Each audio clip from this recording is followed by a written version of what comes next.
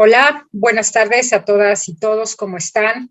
Muchas gracias por acompañarnos en esta presentación del libro Seguridad y Desarrollo, Riesgos Globales, Desigualdades y Resistencias, que cobija el proyecto PAPIT, el Desarrollo Humano y la Seguridad Humana del siglo XXI, respaldado por la DGAPA, Dirección General de Asuntos de Personal Académico de la Universidad Nacional Autónoma de México. Para mí, Sandra Canetti, como coordinadora del texto, es pues una alegría poder presentar este material que pues ha llevado mucho esfuerzo, no solo de parte de las y los autores que escriben en este libro colectivo, sino pues también de becarias y becarios que han acompañado el proceso, que han sido parte del proyecto de investigación, que nos ha llevado de hecho más de año y medio, pero por fin hoy podemos presentar y esperemos sea de su agrado. El libro, de manera general, está compuesto por 13 textos de 14 autoras y autores de México, de Brasil y de Argentina. Incluye artículos o temas que de alguna manera están anclados a la seguridad y al desarrollo desde perspectivas multidisciplinarias, interdisciplinarias algunas de ellas, pero creo yo lo interesante de la obra desde perspectivas críticas. Si me permiten, voy a presentar muy brevemente pues el índice de nuestro libro para después dar paso a quienes van a hacer favor de comentarlo, entre ellos 3 autoras y autores que participan del libro y 2 colegas y amigos especialistas de alguna u otra manera en los temas que trata nuestra publicación colectiva. Este libro que se llama Seguridad y Desarrollo, Seguridad y Desarrollo, Riesgos Globales, Desigualdades y Resistencias, está, como ya decía, incorpora varios textos. El primero es un texto, una especie de introducción a la obra, hecho por mí, por Sandra Canetti. Continúa la aportación de César y Irving Rico Becerra, que además nos acompaña aquí en la presentación, con el texto Seguridad Mundial, Violencia y Poder Estratégico, los despliegues de la militarización como infraestructura social. Después, un texto del brasileño Lucas da Costa Maciel, Militarización y criminalización de las autoridades espirituales mapuche, algunas reflexiones sobre el curso de la guerra colonial y el vivir bien en el Guajmapú, es decir, en el territorio mapuche. Posteriormente sigue Guadalupe Michelle Valderas Escutia, quien también nos acompaña aquí en la sesión, con los desafíos a la seguridad regional de Rusia, conflictos identitarios, culturales y amenazas del exterior. A continuación, sigue Maribel Eliet Alvarado Becerril, egresada del Colmex, después profesora en la Universidad Nacional, desafíos a la seguridad humana de la población rural en India. Federico Saracho, de Filosofía y Letras, La amenaza es el sistema, Rojava, Kurdistán y las nuevas vías de la seguridad humana. María Fernanda Uribe Cruz, profesora de la facultad también, Prácticas y resistencias de mujeres indígenas y campesinas en la defensa de saberes y sistemas agroecológicos tradicionales. Continúa Dulce Chávez, de la Universidad Nacional de La Plata de Argentina, con el texto Seguridad Humana y Géneros en tiempos de pandemia, reflexiones desde una perspectiva latinoamericana y caribeña culturalmente situada. Posteriormente, Rosa Isela González Mondragón, estudiante de la facultad, ahora está haciendo una estancia en Suecia. Ella, de hecho, fue becaria de un proyecto de investigación anterior y presenta el texto Movilización de la vulnerabilidad como medio de resistencia, la estrategia de las mujeres en México vis a vis, el incremento de violencia feminicida durante el confinamiento por COVID-19. Después, Maritza Islas y César Daniel Diego Chimal, con el texto Seguridad y Desarrollo Humano en el Antropoceno, Viejos y Nuevos Desafíos, ambos profesores del Centro de Relaciones Internacionales de la Facultad de Ciencias Políticas. Continúa Adriana Franco Silva, quien además hoy comentará parte del libro con el texto Cuestionando el Desarrollo para la Reproducción de la Vida, implicaciones para África y alternativas en el contexto de la pandemia, profesora también del Centro de Relaciones Internacionales. Alonso Cruz González, quien también hoy participará en esta presentación, con el artículo Postales del Subdesarrollo, apuntes sobre representación y poder. Y finalmente, para cerrar con broche de oro nuestra obra, Diana Luna Salazar, maestrante de programa de posgrado de la Facultad de Ciencias Políticas y Sociales, becaria también del proyecto de investigación en su momento, con el texto Politización del discurso del desarrollo para su observancia como estrategia de poder. Así pues, habiendo presentado de manera muy general el texto para que quienes nos siguen en las redes sociales se den cuenta de los temas que se articulan a lo largo de esta obra colectiva, pues no me queda más que agradecer a Luisa Rodríguez, a David Herrera, por haber aceptado la invitación de presentar esta obra colectiva que hicimos con mucho cariño, con mucha emoción en el proyecto PAPIT, el desarrollo humano y la seguridad humana en el siglo XXI, y agradecer también a Irving Rico, Alonso Cruz y Adriana Franco, quienes escriben en esta obra, pero que además hoy van a comentar. La idea, si me permiten decirlo, es hoy hacer una presentación a grosso modo, de algunos textos, pero vamos a tener otras 2 o 3 presentaciones las siguientes semanas para que otras y otros autores que participaron en el libro también puedan de viva voz platicar su experiencia y platicarnos sobre su texto. Entonces, sin mayor preámbulo, pues me voy a permitir dar la palabra a nuestro primer pues ponente, comentarista. Él es Cesari Irving Rico Becerra, maestro en estudios en Relaciones Internacionales y licenciado en Relaciones Internacionales, ambas con mención honorífica, por la Universidad Nacional Autónoma de México. Actualmente estudia el doctorado en Ciencias Políticas y Sociales en la misma institución. Desde el 2015 se desempeña como profesor de asignatura del Centro de Relaciones Internacionales de la UNAM. Es integrante del Seminario de Estudios Críticos en Geopolítica, Espacio, Dominación y Violencia de la Facultad de Filosofía y Letras de la UNAM. De 2018 a 2019 se desempeñó como secretario técnico del Centro de Relaciones Internacionales de la Facultad y de 2019 a 2020 como secretario académico en esta misma institución. Sus líneas de investigación son hegemonía y geopolítica de Estados Unidos, procesos de militarización en el sistema mundial, geopolítica de las comunicaciones internacionales, producción estratégica del espacio y competencia geoestratégica mundial. Actualmente es académico investigador del proyecto PAPIT, Resonancias de la Militarización en la Seguridad Humana en el siglo XXI, que tengo el honor de dirigir. Adelante, Irving, por favor. Muchísimas gracias, Sandra, por la presentación y también por la invitación a comentar este libro que yo creo personalmente que es un gran libro, ¿no?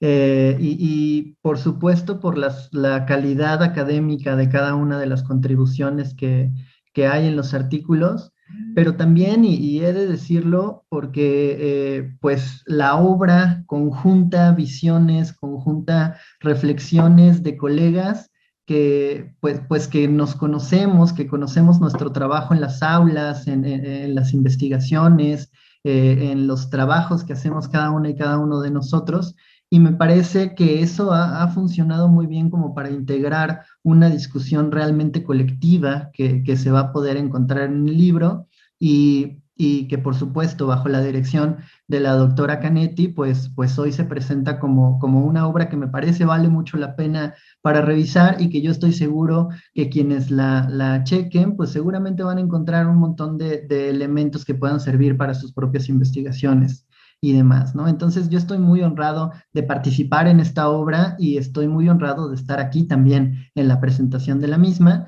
además compartiendo con amigas, amigos como Adriana, como Alonso y por supuesto como Luisa y como David, ¿no? Entonces, muchas gracias por eso. A mí se me pidió hablar un poquito más sobre el texto con el que yo participo en el libro. Este se titula Seguridad Mundial, Violencia y Poder Estratégico, los despliegues de la militarización como infraestructura social, y en este artículo lo que se plantea es, pues primero, identificar que la militarización ha sido tradicionalmente estudiada por enfoques realistas, sobre todo desde la disciplina de las relaciones internacionales, y a través de categorías conceptuales como el interés y la seguridad nacional, la soberanía estatal, el monopolio de la violencia, y todos estos elementos que estoy seguro que todas y todos conocemos muy bien.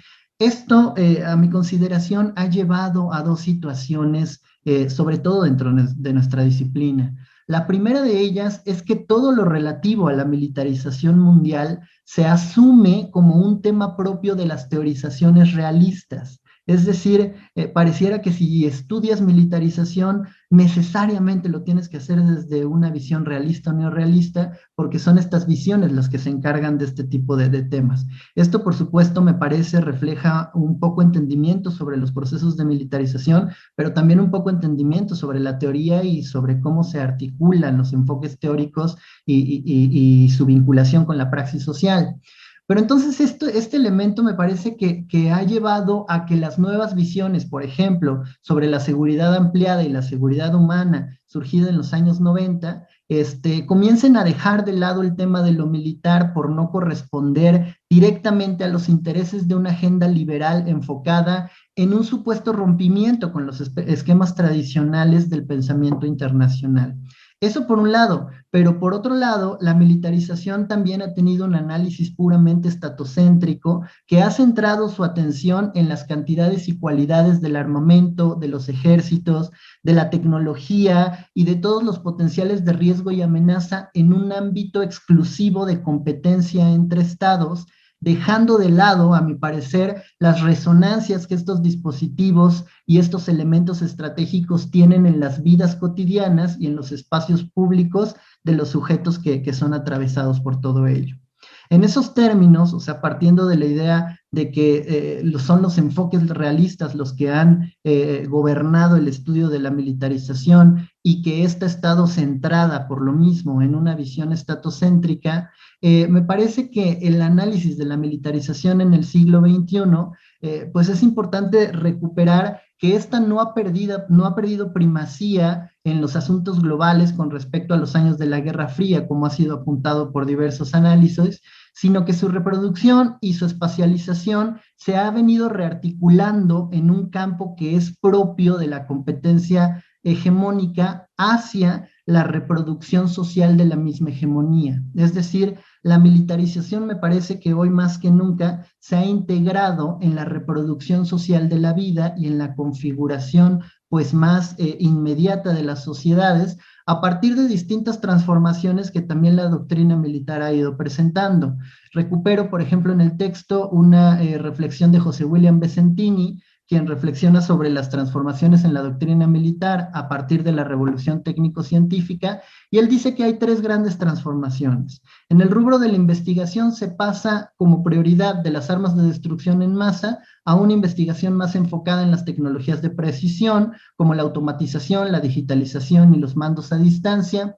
Por otro lado, hay una transición de la idea del enemigo, de un adversario estatal hacia un enemigo difuso, inserto en la sociedad, y empiezan a generarse doctrinas de guerras preventivas y acciones anticipatorias para poder controlar ese posible enemigo.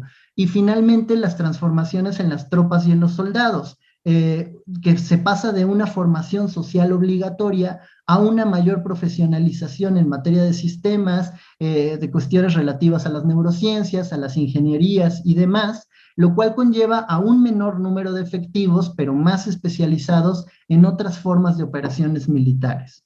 Y con todo esto, los sistemas de geolocalización remota, los drones, los aviones no tripulados cargados de misiles o de diversos tipos de armamento y demás infraestructura militar en la actualidad, hoy se están nutriendo de la información obtenida por las redes sociales, por los bancos de datos, por los seguros médicos, por registros escolares y demás ventanas de información que están permitiendo que lo militar desborde sus campos tradicionales de acción para acceder a la vida cotidiana a través de un espectro completo de operaciones estratégicas.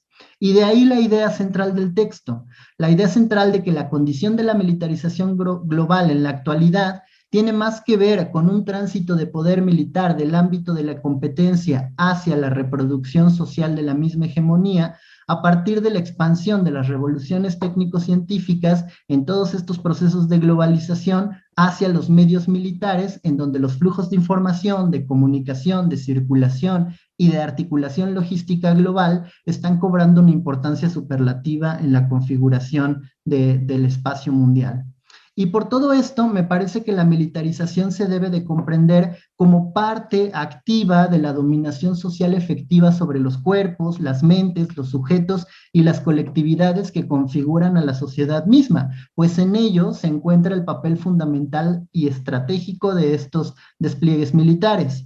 En el texto retomo un concepto del sociólogo británico Michael Mann, que es el de poder infraestructural, que tiene que ver con los dispositivos que ofrecen la posibilidad de penetrar efectivamente en las relaciones sociales a través de elementos diversos que podríamos mencionar desde los impuestos o desde las formas políticas necesarias para la organización social, pero también podríamos hablar de las redes sociodigitales, de las nuevas tecnologías, de las bases de datos, de los sistemas de reconocimiento facial y demás elementos que permiten a la militarización ejercerse también en un sentido biopolítico, en un sentido de biopoder, en donde los militares ya no solamente actúan sobre el terreno bélico, como lo vemos en las películas de Hollywood, por ejemplo, y que más bien tienen acciones cada vez más constantes sobre la vida cotidiana a partir del análisis, pues no sé, de líneas de códigos computacionales, de participación en campañas de salud, del entrenamiento a jueces y magistrados, del monitoreo global de correos electrónicos y redes sociales de actividades en la red, del control de drones armados sobre simuladores aéreos ubicados a millas de distancia del lugar en donde están actuando, de la planificación de nuevas guerras tecnológicas, y también otro elemento que se recupera en el texto, de su vinculación con todas las estructuras logísticas de las cadenas de suministro global que hoy hacen que también se repiense el concepto de frontera hacia una visión mucho más compleja en torno pues, a esta pues, presencia militar y elementos de la defensa. Por lo tanto, la imbricación de todos estos órdenes de dominación representados por la militarización como condición necesaria para la reproducción sistémica han derivado en diversos controles de la vida social en donde lo cotidiano se ve seriamente afectado por las resonancias de esta violencia global y de este poder estratégico que atraviesan a todas y a todos y que van desplegando una guerra permanente sobre los sujetos en el sistema mundial. La idea es entonces proponer el análisis de la militarización de una manera más amplia y de una manera que permita reconocer la complejidad en la que los despliegues militares hoy se ofrecen en el mundo a distintas escalas. Pues más o menos ese es como un resumen de la reflexión que yo propongo en este texto. Por supuesto, las demás reflexiones que vienen acompañando el libro pues me parece que también están aportando de manera muy compleja hacia el repensar este tipo de categorías que han estado presentes con nosotros durante mucho tiempo, pero que me parece que también hay que dislocar la mirada en función de ellas. Yo lo dejaría hasta aquí y nuevamente agradezco un montón la invitación. Muchas gracias a ti, Irving, por colaborar en el libro y también por sumarte a esta presentación. A continuación, daremos la palabra a Alonso Cruz González, quien también es autor de uno de los textos del libro.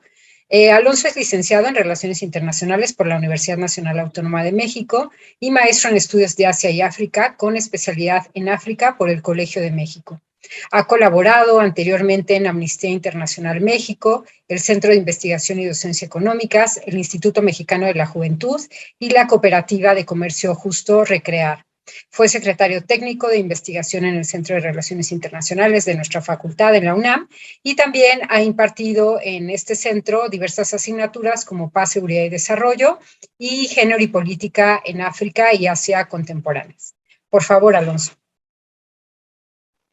Bueno, gracias Sandra por la presentación y pues por invitarme no solo a estar aquí el día de hoy, sino a colaborar en el libro, que bueno, pues repitiendo un poco lo que dijo Irving, pues es un gran libro y de verdad me honra mucho que mi texto esté como entre otros que son sumamente rigurosos y escritos de una manera increíble y que además tratan temas súper urgentes de los que en difícilmente otros espacios se hablan, ¿no? Creo que eso rinde cuenta de la innovación eh, que, por ejemplo, que representan proyectos PAPIT como el tuyo. Bueno, también agradezco al doctor Herrera y a la doctora Rodríguez por moderar esta sesión y comentar los textos de los que vamos a hablar. Y bueno, pues también agradezco a las becarias y becarios de tu proyecto por hacer esta sesión posible y por supuesto a Adriana Franco y a Irving Rico, que bueno, son colegas y bueno, también tengo el enorme privilegio de poder llamarlos amigos. Bueno, el texto que yo escribí para este libro lleva por título Postales del Desarrollo, apuntes sobre representación y poder, y en realidad obedece un poquito al objetivo de explorar la relación que existe entre el ejercicio del poder y la práctica de representar al otro. Particularmente en los casos de imaginarios occidentales sobre África y sus habitantes. Entonces, a través de un análisis de los contextos en los que se producen postales, películas y otros archivos, busco trazar vínculos más claros entre representaciones y diversos proyectos que han buscado garantizar la continuidad del flujo de materias primas, mano de obra y capital que pues van de sur a norte a través de rutas que fueron definidas durante la colonización. Y bueno, estas narrativas visuales que me interesa problematizar, de alguna forma revisten de legitimidad ideas como la carga del hombre blanco, como la misión civilizatoria, que históricamente han sido útiles para definir quién es sujeto y quién es objeto de desarrollo, democracia, derechos humanos y otras categorías que han sido justificaciones de intervenciones humanitarias que a veces tienen pues resultados catastróficos sobre las vidas de quienes viven en estos rincones del mundo que han sido catalogados como focos de riesgo. Entonces, bueno, un punto de partida que tomo para este texto es el video para la canción Wildest Dreams de Taylor Swift, que, bueno, si ustedes han visto el video, pues narra la historia de amor clandestino entre dos actores de la época dorada de Hollywood con la sabana africana de fondo. Y esto es interesante porque se escoge África de paisajes impresionantes y lleno de jirafas, cebras y leones para el telón de fondo de este romance prohibido entre dos sujetos blancos, pero no es posible encontrar una sola persona negra en el relato visual. Entonces, de alguna forma, esta fantasía colonial resulta como como esta salida para pensar un poquito paralelos entre los viejos patrones y los nuevos utilizados para representar África y quienes viven en el continente. Entonces creo que para empezar un poquito a problematizar eso es preciso mencionar que el poder se representa o se oculta en la vida cotidiana de manera tal que parece algo natural y sin vínculos a un agente en específico, ¿no? Entonces, el poder imbrincado en el símbolo y en el hábito es igual de efectivo que el de la coerción. Y también, por supuesto, que la producción de conocimiento, la estética y la representación son actos de poder. Entonces, representar en sí es un acto de violencia. La cara de una imagen esconde la descontextualización y la miniaturización de los sujetos representados. Esta confección de representaciones, entendida como una práctica discursiva que complementa la violencia de la autoridad, tiene consecuencias materiales, por supuesto. Crea estructuras sociales, adiestra mentes, organiza cuerpos y organiza la integridad de la separación entre gobernantes y gobernados, no solo en términos físicos, sino también que garantiza que esta separación, bueno, que exista un arreglo de conformidad con esta separación. Entonces, esto es interesante porque podemos explorar un poco cómo lo que históricamente se ha consolidado como natural o como tradicional, incluso como normal, no es cuestionado porque de alguna forma se asume que no ha sido construido de forma consciente, ¿no? Entonces, esto sucede con la representación.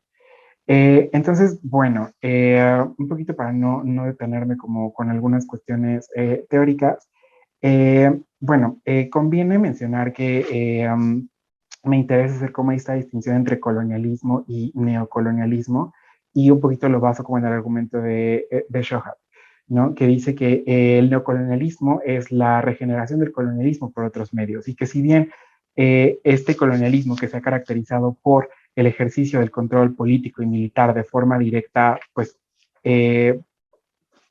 ahora ha sido sustituido por un modelo en el que, bueno, hay como esta formas de control indirectas en términos económicos y bueno, que te habla como de una alianza entre el capital extranjero y la élite indígena. Entonces, estas prácticas neocoloniales de alguna forma adquieren legitimidad gracias a un discurso colonialista, imperialista. El discurso se puede entender como pues un archivo de representaciones y saberes que está muy ligado a las estructuras de poder. Entonces, representar y conocer al otro ha sido indispensable en la construcción de diversos proyectos imperiales a lo largo de la historia. Entonces, bueno, esto nos remite un poquito como a entender un poco cuál es la genealogía de esta idea de África, que retomando el argumento de Mudimbe, pues tiene pues es bastante larga. Desde los primeros registros en la antigüedad clásica, pues podemos entender cómo África era de alguna forma como, o sea, la alteridad estaba encarnada por quienes habitaban más allá de las fronteras de Grecia, ¿no? Posteriormente, en los siglos XV y XVI, marcados por la Trata Atlántica, eh, también hay un discurso sobre el continente. Y ya en el siglo XIX es cuando se consolida lo que el autor denomina como la biblioteca colonial. Entonces, de alguna forma, África puede ser este espacio hostil e ingobernable que es hogar de enfermedades, fieras y terroristas, un poquito como en The Heart of Darkness, esta obra que se escribió en 1899, pero también puede ser un Edén, un paraíso sobre la tierra, ¿no? Repleto de plantas, animales y cuerpos listos para ser explotados y consumidos. Un refugio para que personas de Europa y América del Norte lleven una vida libre de yugos morales, un poquito como en Out of Africa, este libro de Karen Blixen. Entonces, bueno, eso es como interesante entender un poquito, ¿no? Como a qué obedecen este tipo de representaciones. Entonces, bueno, lo que me interesa problematizar un poquito en el artículo es también un poco cómo en algún momento hubo una fascinación por filmar películas en África, debido a que, bueno, tenía como estos paisajes impresionantes y estas locaciones como muy inusuales. Pero en estas películas, los africanos eran representados de una forma caricaturizada. Generalmente eran cocineros, sirvientes, campesinos, caracterizados por disposición servil, pero también podían ser como nativos crueles y supersticiosos. En contraste a este tipo de representaciones, los sujetos blancos, y en este caso creo que es válido decir que el masculino sí es universal, porque pues, casi siempre eran hombres, eran retratados como valientes, intrépidos, racionales. Durante el periodo entre guerras, este tipo de películas sobre exploradores tuvieron una enorme popularidad. Eh, Estas historias sobre sujetos metropolitanos adentrándose al continente, que era retratado como este espacio súper hostil y agreste, fueron útiles para justificar los diversos intereses coloniales en el continente.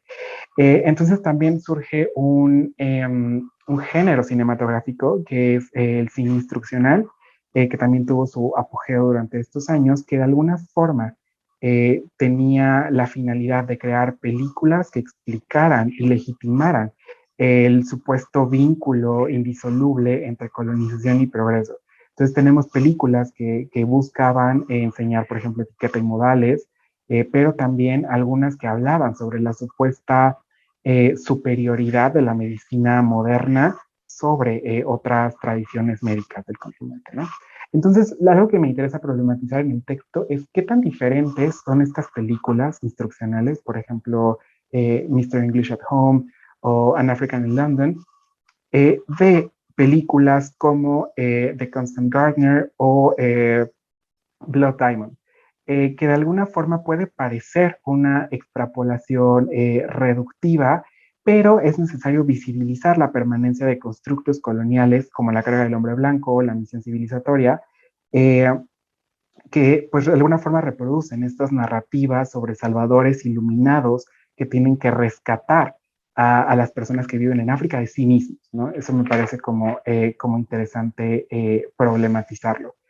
Entonces, entender un poco cómo la injerencia en asuntos internos y la presencia militar de actores como Francia, como Reino Unido y como Estados Unidos no podrían ocurrir ni aparentar legitimidad sin el respaldo de un entramado de prácticas discursivas que las hacen parecer de alguna forma obligaciones morales eh, a cuenta de esta historia compartida, ¿no? Entonces, en estas películas, las últimas que he mencionado, las que son mucho más recientes, pues podemos ver un poco cómo estos héroes blancos no hacen más que sostener esta idea de que los colonizados necesitan de los colonizadores, que el colonialismo es pensado como una simbiosis, algo, o sea, sí, algo benéfico para ambas partes. Entonces, si ustedes se fijan, son películas en las que los colonizados son retratados como niños, muestran emociones muy simples, diálogos muy breves, mientras que estos salvadores blancos son figuras complejas que se transforman a lo largo de la historia y despliegan un rango muy amplio de emociones. Y bueno, y además se enfrentan como a dilemas éticos y encarnan como estas grandes virtudes humanas. Pero bueno, creo que ya me estoy pasando un poquito del tiempo. Ese es un poquito el spoiler del texto que escribí para el libro. Y pues una vez más, gracias Sandra por la invitación para estar aquí y gracias a los colegas que también están comentando. Gracias a ti, Alonso, por confiar en nuestro trabajo y por pues participar, colaborar con un texto tan valioso para los estudios del desarrollo desde perspectivas críticas. Ahora voy a presentar a otra autora del libro. Ella es Adriana Franco Silva, profesora de asignatura de la Facultad de Ciencias Políticas y Sociales de la Universidad Nacional. Es maestra en Estudios de Asia y África por el Colegio de México y licenciada en Relaciones Internacionales por la Facultad de nuestra universidad. Ha participado en diferentes proyectos de investigación en la universidad, entre ellos el desarrollo humano y la seguridad humana en el orden mundial del siglo XXI. Es integrante del Observatorio Latinoamericano de Geopolítica, académica investigadora en el proyecto PAPIT, Resonancias de la Militarización en la Seguridad Humana del siglo XXI, y colaboradora en diversos programas de la universidad, particularmente en el programa de estudios sobre Asia y África de la universidad. Sin mayor presentación, Adriana, tu comentario, por favor. Muchas gracias. Gracias también por la invitación, Sandra, y pues a todo el equipo del proyecto, ¿no? Porque son quienes siempre están ahí apoyando con las cuestiones logísticas, como todo ese apoyo atrás, y a quienes nos estén viendo, pues también gracias por estar compartiendo estos espacios virtuales, ¿no? Pero bueno, compartimos estos espacios con nosotras y nosotros.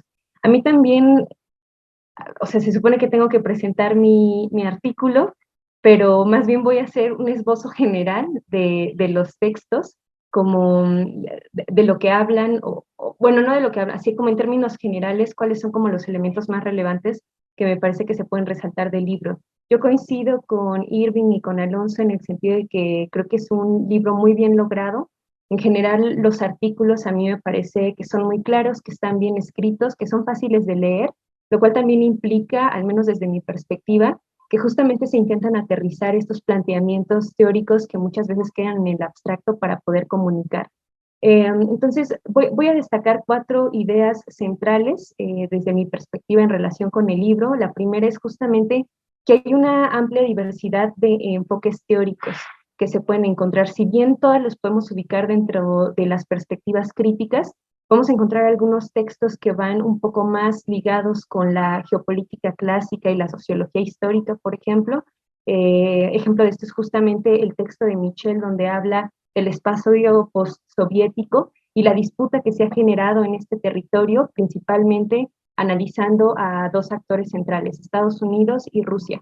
No como para hacer un símil de lo que sucedió durante la Guerra Fría, ella lo aclara de hecho en el texto, sino para entender las particularidades que se están dando en el siglo XXI, en esa dinámica y la importancia que tiene justamente este espacio en lo que podríamos denominar la disputa intercapitalista. Y que de hecho su texto nos permite entender muy bien lo que está ocurriendo en Ucrania pues actualmente, ¿no?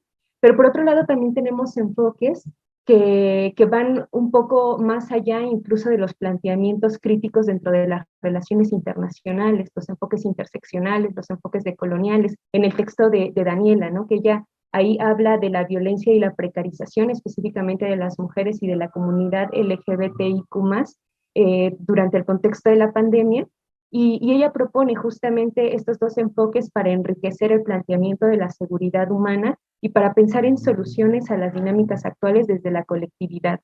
En segundo lugar, me gustaría destacar del libro que también, a pesar de que hay una utilización de métodos cualitativos basados en la recuperación de textos primarios y secundarios, también hay algunos textos que nos invitan a pensar en otros métodos para el análisis de las relaciones internacionales. Y ahí me voy a referir específicamente a los textos de Lucas y de Rosa, porque Lucas, desde una perspectiva más etnográfica, está proponiendo que cuestionemos los lenguajes de poder cuando estudiamos las realidades, ¿no? Pensar en las luchas que tiene la comunidad mapuche, no nada más a partir de las disputas territoriales, sino justamente de lo comunitario, de lo espiritual. Nos explica las lógicas de las deidades espirituales mapuche y la forma en la que se van relacionando con las y los ancestros, con las comunidades, y cómo estos vínculos sirven para la defensa y la lucha del territorio, para la lucha en contra de los monocultivos, de las hidroeléctricas, para proteger a los lagos, al lago, por ejemplo, a los árboles en general. Pero de nuevo, ¿no? O sea, cómo ir más allá de este pensamiento dicotómico cartesiano que generalmente excluye estas formas o estos saberes de las comunidades indígenas, en donde las espiritualidades generalmente quedan relegadas cuando son fundamentales en la lucha que han tenido de manera histórica desde la colonización. Y por otro lado, el texto de Rosa también me parece que es una invitación a abrir estos métodos, porque ella recupera una entrevista para hablarnos de la intensificación de la violencia feminicida en contra de las mujeres en el contexto de la pandemia en el caso mexicano. Y justamente a partir de esta entrevista, ella va analizando cómo, a pesar de que las medidas estatales despolitizaban a las mujeres en el espacio privado, pues las mujeres se fueron organizando, fueron tejiendo redes, fueron haciendo ciertas estrategias justamente para politizar o repolitizar esos espacios. También su texto la forma en la que va combinando la entrevista nos demuestran que de pronto pensamos en la agencia como algo que tiene que ser sumamente visible, sumamente revolucionario, algo que tiene que transformar absolutamente todo. Y Rosa nos dice que también las resistencias y esa agencia de las mujeres las podemos ver en cómo habitar dentro de la misma norma, dentro de lo establecido, cómo negociar, no solamente para sobrevivir, sino para ir generando cambios. De pronto, cuando las violencias son tan fuertes, cuando estamos hablando justamente de violencias feminicidas, no es tan sencillo generar esas transformaciones radicales que quisiéramos ver, ¿no? Entonces, cómo estas pequeñas negociaciones, o pequeñas a nuestro parecer, ¿no? Desde nuestra perspectiva, son las que generan cambios. En tercer lugar, me gustaría señalar que hay diferentes textos que analizan diferentes escalas también. No porque solamente se analice una de las escalas en cada uno de los textos, sino más bien porque el énfasis se da en ciertas escalas, ¿no? Por ejemplo, el texto que ya nos compartía Irving, como en un análisis más desde lo global. También el texto de Diana, no voy a profundizar en el Irving porque ya nos habló de su texto, pero bueno, el texto de Diana también tiene que ver un poco con esto, ¿no? Con una explicación más desde la escala global en relación con el desarrollo. El desarrollo como un régimen de verdad, como algo que valida y que va generando disciplinamiento para la lógica del sistema, y analiza la política como esa instrumentalización del desarrollo, como la materialización de la conflictividad. Y nos hace cuestionar, ¿no? ¿Quién es quien habla cuando se habla de desarrollo y de qué manera lo habla y de qué manera lo está proyectando para ese disciplinamiento? Pero hay algunos otros textos que van a otras escalas, a la escala regional, como el que nos contaba Alonso, por ejemplo, o también incluso el texto que yo escribí, que lo que yo intento hacer ahí es como un análisis histórico de cómo se va gestando, cómo se va implementando el desarrollo al estilo occidental en el continente africano, y también las respuestas que puede haber dentro de la lógica de las dinámicas africanas frente a este sistema. Hay otros más que se van más como, perdón por la repetición del más, pero bueno, se van como hacia la escala local, a la escala nacional. A la escala nacional podríamos pensar justamente en el texto de Maribel, ¿no? Que nos habla de los movimientos rurales a partir de las reformas de Modi, pero que además el texto de Maribel, además de que está muy bien escrito y muy bien sustentado, al menos desde mi perspectiva, siempre está contrastando como sus planteamientos con datos, etcétera, pasa de esa escala nacional a una escala local e incluso corporal. Ella nos habla justamente cómo todo este sistema ha atravesado los cuerpos de las y los campesinos, cómo las políticas neoliberales atraviesan esas corporalidades, y una de las respuestas, no en un sentido positivo, pero una de las respuestas para poder generar cambios o para poder hacer frente al sistema han sido incluso los suicidios, ¿no? Por eso digo que va incluso a lo corporal. En la escala local también podríamos pensar en el texto de Federico, que nos habla del Kurdistán como un ensamble identitario, pero que además ahí también está proponiendo, bueno, hace un análisis histórico de toda la región del Kurdistán, pero uno de los elementos que me parece muy enriquecedor del texto de Federico es que justamente habla como de alternativas que se están gestando desde la lógica del Kurdistán. La transhumancia, por ejemplo, o la no estatalidad, el confederalismo, ¿no? Como alternativas a este sistema. Y en ese sentido de las alternativas, porque creo que ya tengo que ir concluyendo, también me gustaría señalar que una de las cosas que me parece que son más bonitas y más ricas del libro es que prácticamente todos los textos hablan desde lo que hemos concebido como la marginalidad, o desde lo que el sistema ha pensado como la marginalidad, los espacios excluidos, las poblaciones no consideradas, ¿no? Las y los otros. En todos los textos vemos ejemplos pues de Asia, de África, de América Latina, y entonces en esta marginalidad, o en lo que justamente recuperando el texto de Federico, él habla de la minorización, ¿no? Estos espacios minorizados, se plantea la agencia y las resistencias, las alternativas. No se está analizando en el texto como una lógica de pasividad, sino justamente de resistencias. En estas alternativas, el texto de Maritza y César me parece muy relevante, ¿no? Porque están analizando la trayectoria geológica del planeta a partir de los cambios que hemos hecho como humanidad dentro de la lógica capitalista y la transgresión e irreparabilidad que en muchos casos se puede dar, pero cuestionan qué es lo que tendríamos que hacer, incluso cómo medir de manera diferente al desarrollo para no seguir reproduciendo estas lógicas economicistas. Y en esta misma lógica de los planteamientos en relación con la naturaleza, con el medio ambiente, con el cambio climático, el texto de Fernanda propone al campo, al territorio, a la milpa como alternativas a esta lógica de dominación, como una estructura distinta, como una estructura que nos permita generar dinámicas pues diferentes, ¿no? Que no se basen en esa explotación, acumulación, etcétera. Y ya simplemente para cerrar, voy a cerrar con la introducción del libro, ¿no? Porque en la introducción que hace Sandra, ella justamente nos dice, los conceptos implican un montón de juicios porque están situados en ciertas territorialidades, en ciertas corporalidades. Muchas veces estos conceptos buscan universalizarse para legitimar ciertas estructuras de dominación. ¿Cómo le hacemos para dejar de hacer eso, ¿no? Dentro de la academia, pero también porque esos conceptos se materializan. No son conceptos que estén en el aire, sino que se van materializando, que generan realidades. ¿Cómo generamos realidades diferentes? ¿Cómo cuestionamos esto, no? Y bueno, con eso justamente quisiera cerrar y muchas gracias. Gracias a ti, Adriana, por tus comentarios tan chulos sobre los textos de los compañeros que colaboran en el libro colectivo.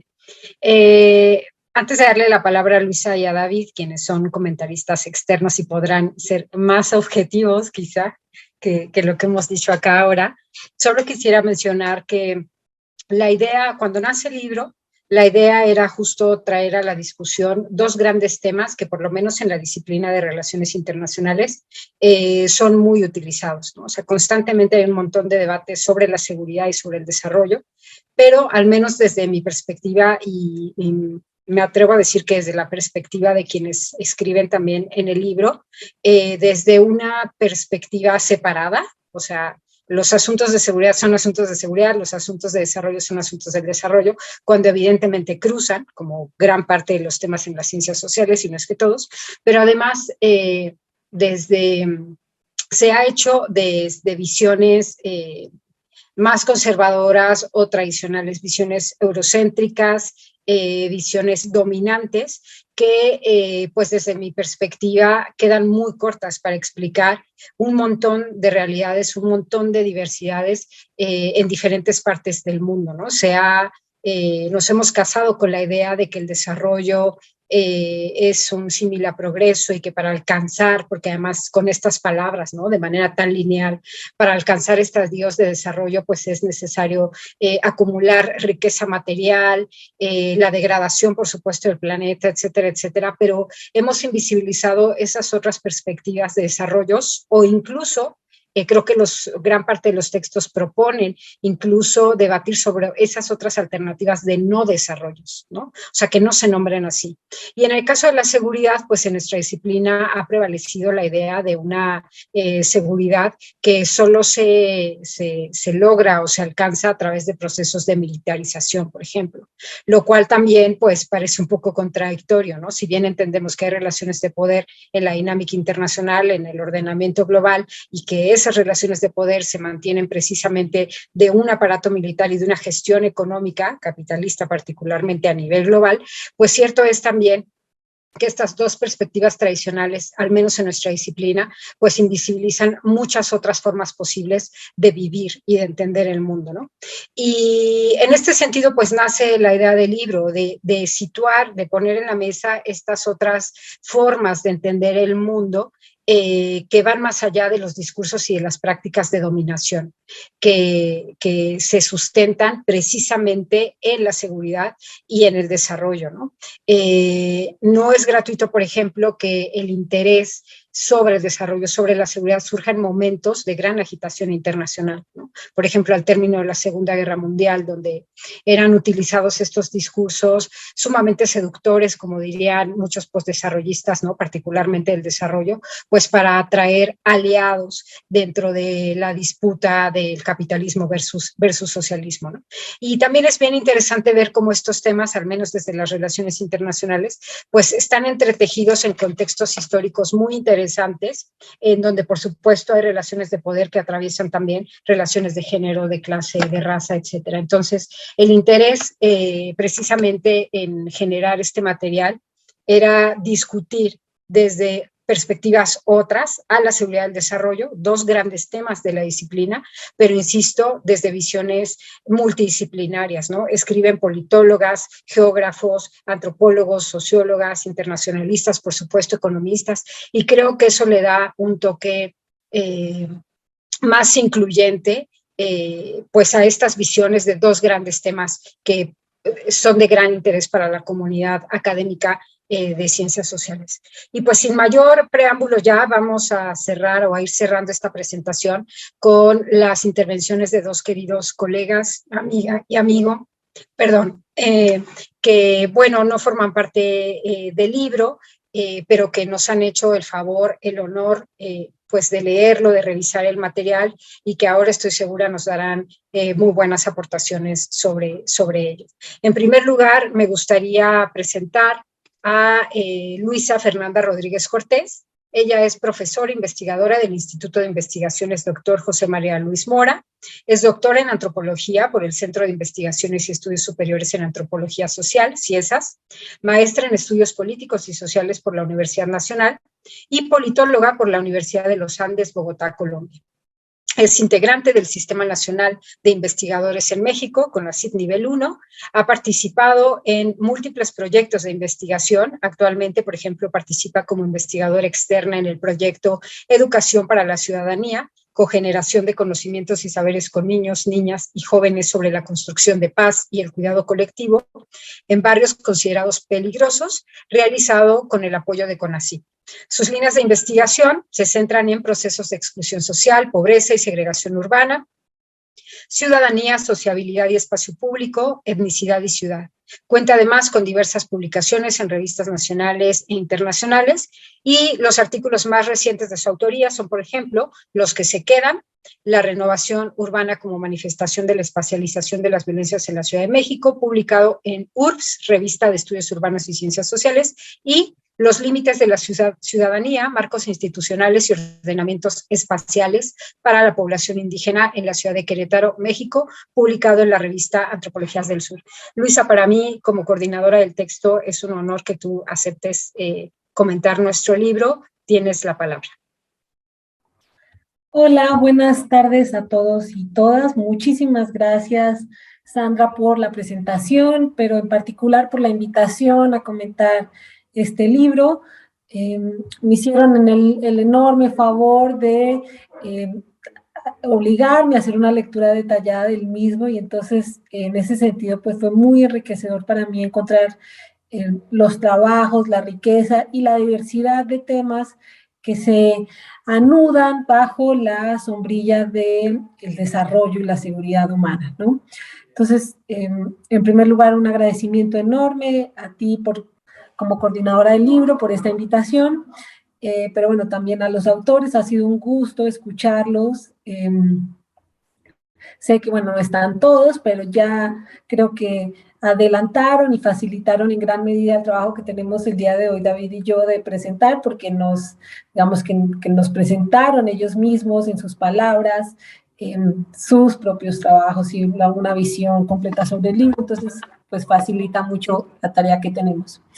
También me sumo aquí a agregar o quiero sumar una felicitación a ti como coordinadora, Sandra, y también a los autores por este trabajo que sin duda refleja de manera muy precisa un proceso investigativo de mediano y largo plazo. Además, pues en ese sentido, creo que la tarea que nos corresponde a la hora de presentar un libro es en realidad pues hacer una invitación a su lectura, ¿no?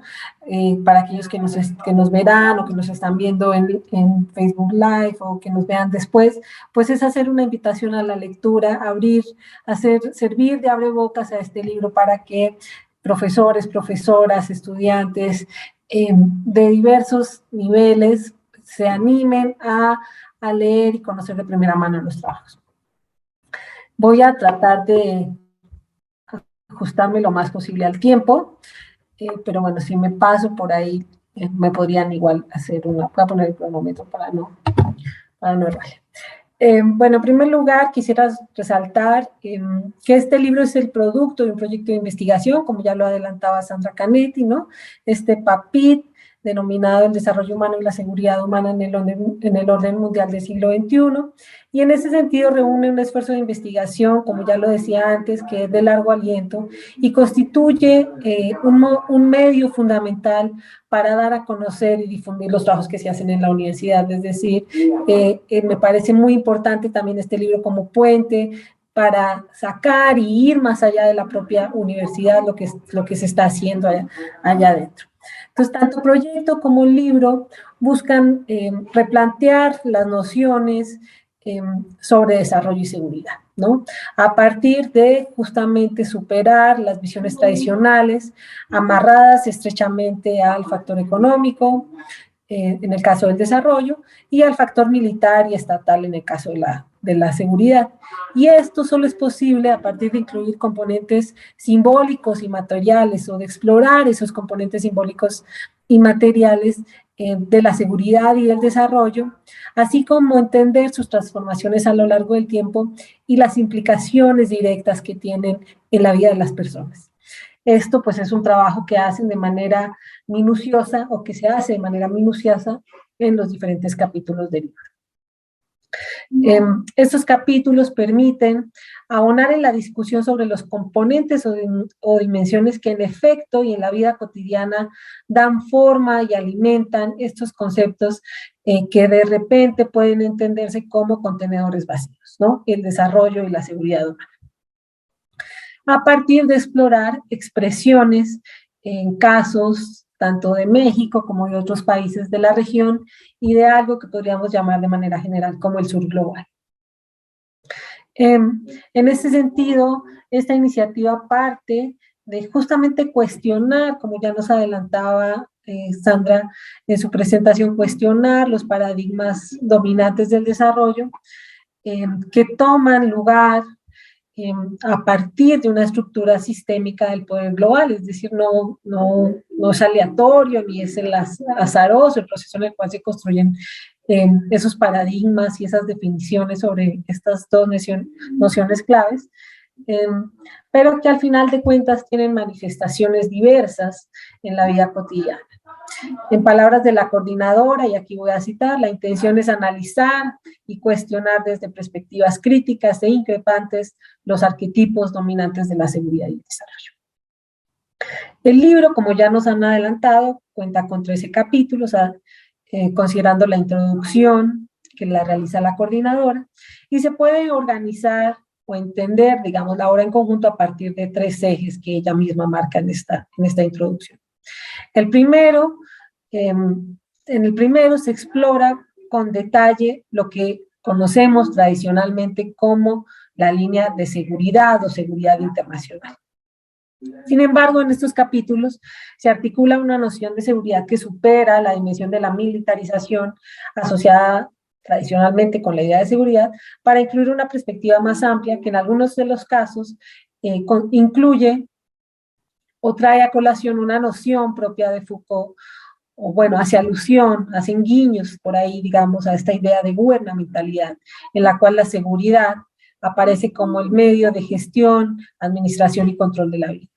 Este es un primer eje en el cual se organizan los capítulos. El segundo versa sobre la seguridad humana, y en este grupo de capítulos se revisa y critica las definiciones de seguridad planteadas desde los organismos internacionales y se contrastan con situaciones y casos puntuales.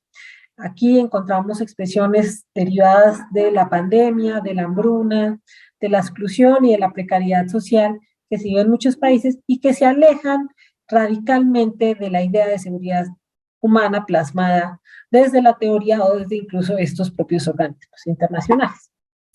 El tercer y último eje de los capítulos, o que ordena, reúne estos capítulos, es la noción misma de desarrollo.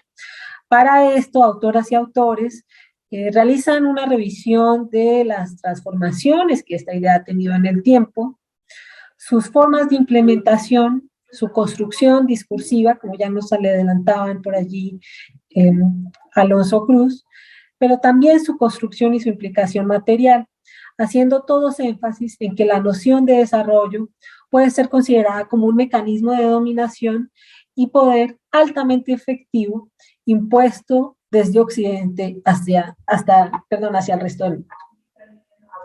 Más allá de esos tres ejes, hay otras dimensiones que podemos encontrar, cruzan varios de los capítulos. Aquí me gustaría hacer énfasis en alguno de estos, digamos, nudos analíticos que permean varios textos.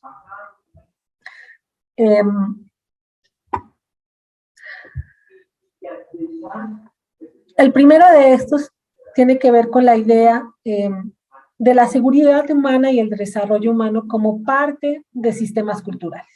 Es decir, ahí hay un puente que varios capítulos señalan en términos de entender que tanto la seguridad como el desarrollo humano tienen un componente cultural, que muchas veces es omitido, sino ignorado por completo en las visiones tradicionales de las mismas, ¿no? Si bien pareciera que las discusiones sobre desarrollo y seguridad humana a veces incluso no van por el mismo camino, de acuerdo con algunos de los autores, es posible encontrar estos nudos y allí cómo la dimensión cultural los alimenta. En el caso del capítulo de Lucas da Costa, esta unión, en el caso del capítulo de Lucas da Costa, así como en el de María Fernanda Uribe Cruz, esta unión se hace muy evidente, poniendo en los dos casos sobre la mesa la forma como las nociones de seguridad y desarrollo se imbrican mutuamente, pero además cómo están asociados a procesos culturales particulares. Como ya nos adelantaban, en el caso del capítulo de Lucas da Costa, se centra en las disputas derivadas de los procesos de recuperación de tierras impulsados por las comunidades mapuches, y las cuales han desatado una ola de violencia directa, expresada en formas de militarización ejercido por el gobierno chileno, por el Estado chileno. Sin embargo, estas mismas disputas han puesto sobre la mesa o ponen en marcha un nuevo concepto o un concepto diferente de desarrollo que surge desde las propias comunidades mapuche. Allí, en palabras del autor, se entiende, y abro comillas, que el florecimiento de las capacidades humanas, el eje del desarrollo humano, se considera el desarrollo como el florecimiento de las capacidades humanas, el eje del desarrollo humano, pero también se debe enfatizar con igual peso el florecimiento de las capacidades no humanas, pues el desarrollo no se puede alcanzar si estos dos procesos se encuentran desarticulados. Y aquí, como también ya nos adelantaban antes, se hace evidente esta idea de considerar un conjunto de aspectos culturales y tradicionales propios de los mapuches, en los cuales la noción de desarrollo está impregnada por la manera como, de manera simbólica y material, las nociones de lo no humano, lo que es el ambiente, la naturaleza, el agua, los ríos, los árboles, participan y logran desarrollarse adecuadamente. Entonces, en esa medida, las disputas por la noción del desarrollo no solo se enfrentan a una disputa por un proyecto económico determinado, sino que esa disputa, que es material y simbólica, implica también una disputa que es espiritual y que se traduce en la lucha por entender el otro de una manera, por el reconocimiento del otro de una manera plena. Por su parte, María Fernanda Uribe evidencia cómo las disputas por la seguridad humana pasan de manera importante por aspectos como el acceso a alimentos, lo cual en muchas comunidades rurales recae y es posible solamente a partir de la realización de prácticas y resistencias de mujeres indígenas y campesinas que a partir de los saberes tradicionales sobre los sistemas agroecológicos pueden acceder a alimentos de manera satisfactoria. En este punto, la seguridad humana como eje central, la seguridad alimentaria como eje de la seguridad humana emerge y hace énfasis en términos de cómo los conocimientos y tradiciones propios de las comunidades indígenas y o rurales, que de acuerdo con la autora, las comunidades indígenas o rurales que se enfrentan, de acuerdo con la autora, a una racionalidad económica propia del capitalismo, la cual va en contra de los procesos organizadores de la vida, por lo que ha destruido tanto ecosistemas como saberes y tejidos, y el tejido social de las culturas que tradicionalmente vivieron manejando sus territorios y recursos. De tal manera, en estos capítulos nos muestran cómo la seguridad humana y el desarrollo en sí mismo no pueden estar disociados asociados únicamente al cuidado del territorio, de las amenazas externas y a la defensa de fronteras nacionales, sino que se deben considerar las dimensiones sociales y culturales y territoriales que alimentan estas nociones y que permiten y que a partir de ellas es posible construir alternativas a esas nociones, desde las prácticas cotidianas y desde los saberes tradicionales. Una segunda dimensión que encuentro atraviesa diversos de los capítulos del libro es este vínculo entre desarrollo, cuerpo, mujeres y pandemia. Sin duda, la pandemia nos marcó en diversos niveles y claro, es evidente que se presente también en estos trabajos de investigación a la luz de los conceptos y de las herramientas que tenemos para revisarlos. En particular, en los capítulos de Dulce Chávez, de Rosa González y de Maritza Islas Vargas y César Daniel, se hace evidente este vínculo entre cuerpo, mujer, desarrollo y pandemia. Por su parte, estos capítulos muestran, por una parte, cómo el objeto de control en el marco de la seguridad militarizada y estatal se ha llevado a cabo también un control sobre los cuerpos, que se evidencia y se expresa en mayor medida en los cuerpos de las mujeres. En este sentido, Dulce Chávez, recuperando la definición del documento final de la Cumbre Mundial de 2005, nos enfatiza sobre cómo la seguridad humana se traslada a las personas. En específico, la noción que allí se plasma exige, abro comillas, exige respuestas centrales en las personas, exhaustivas, adaptadas a cada contexto y orientadas a la prevención, que refuerce la protección y el empoderamiento de todas las personas y todas las comunidades. El giro central, la seguridad humana en las personas, sin duda nos lleva a repensar el cuerpo. Y en este sentido, este argumento también se hace puente con el capítulo de María Fernanda Uribe, quien señala que la conquista de los territorios bajo el argumento de la seguridad humana también consiste en realidad en una conquista de determinados cuerpos, en específico de las mujeres, a partir de diferentes formas de violencia, opresión, subordinación y persecución de sus saberes.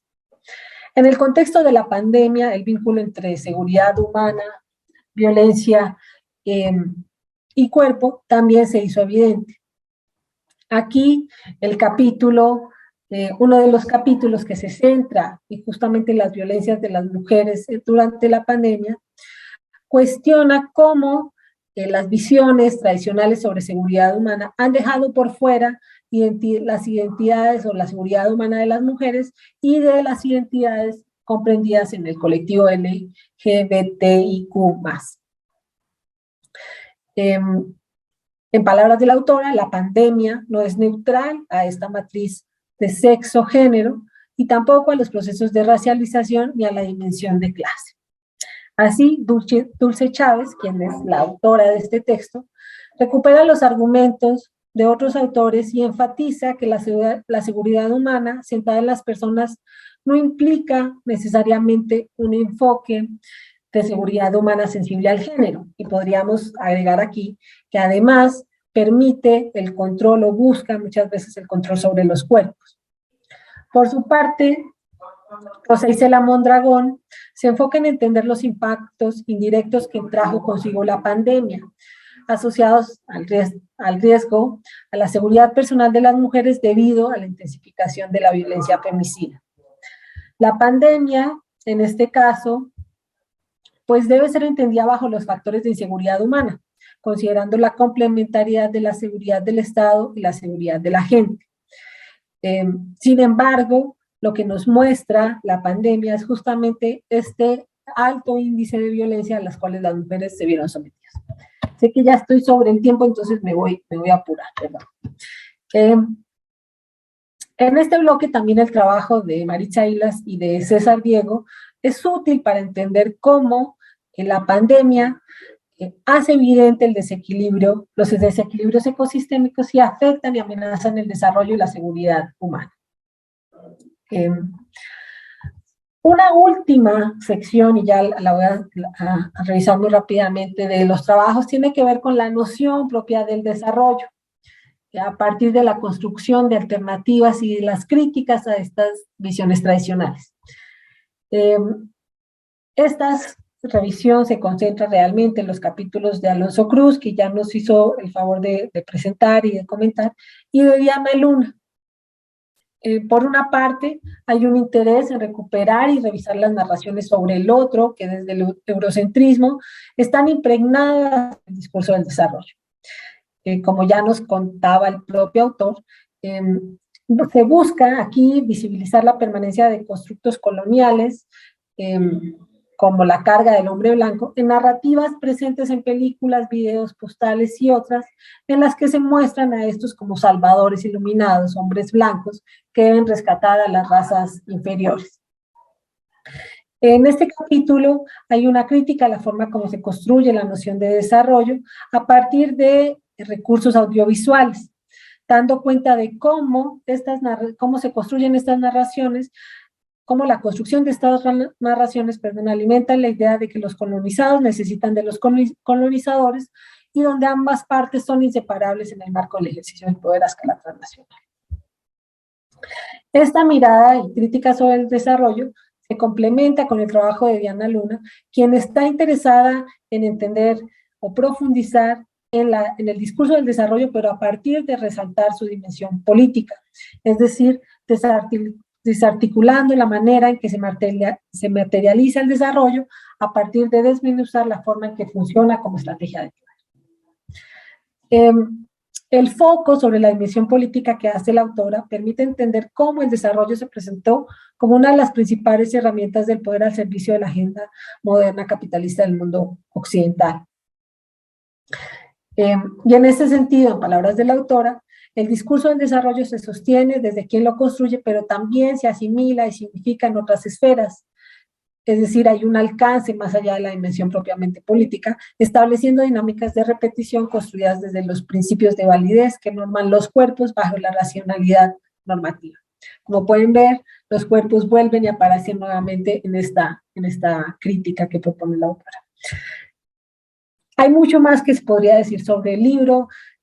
Tenía algunas notas adicionales, pero ya creo que por cuestiones de tiempo, solamente quiero nuevamente felicitar a los autores, felicitar a la coordinadora, enfatizar que me parece muy positivo la participación de exalumnos de la carrera de Relaciones Internacionales, que todos están ahí, alumnos o exalumnos, me parece que es central para el libro.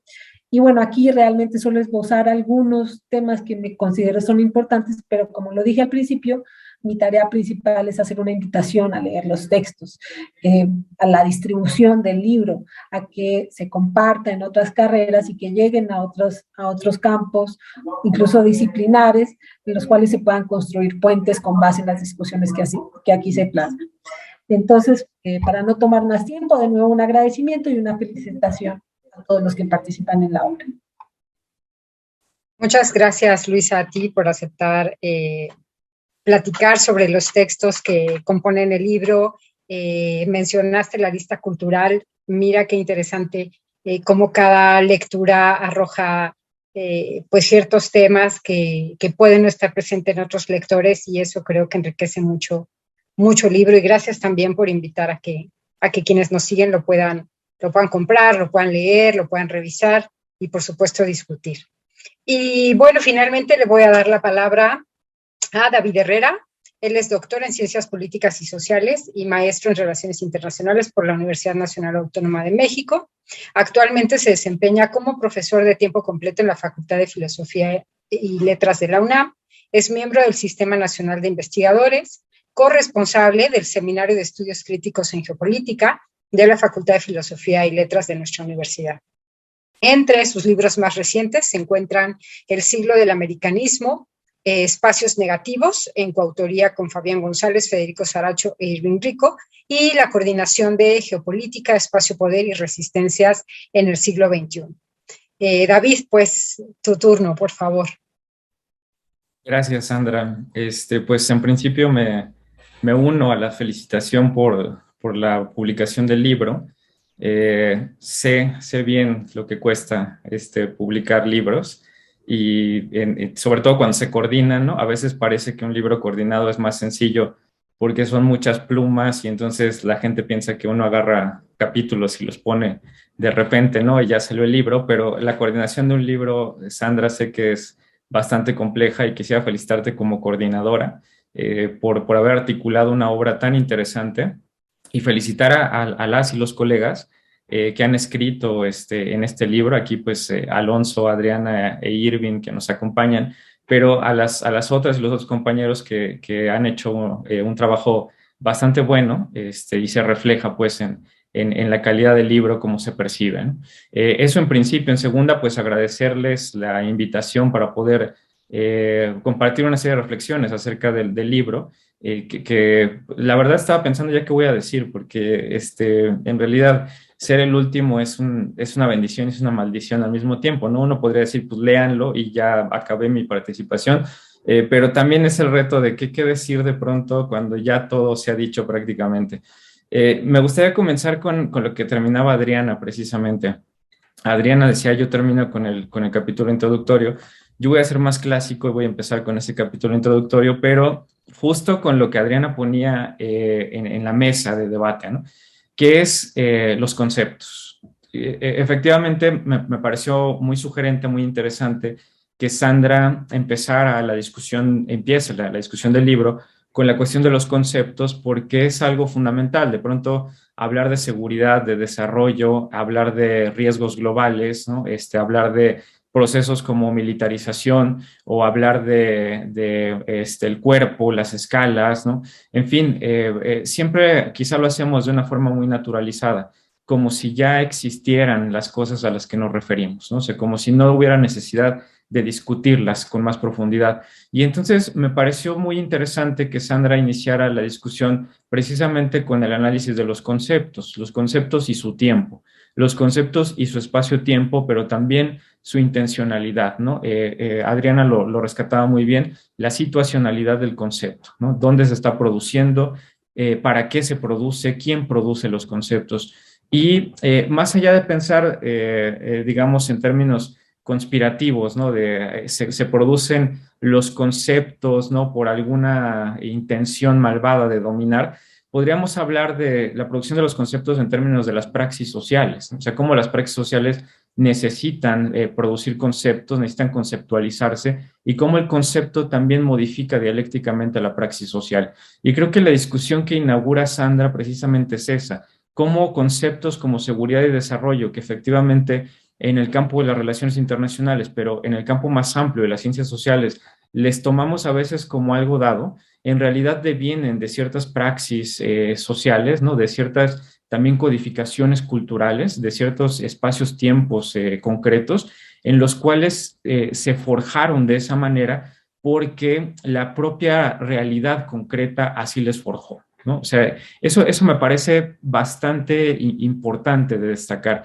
Y de ahí, o sea, a partir de ahí, para la idea de por qué de pronto podemos hablar de un tipo de seguridad y un tipo de concepción de la seguridad en la Guerra Fría, por ejemplo, y otro tipo de concepción de seguridad en la posguerra fría ya, es extremadamente relevante.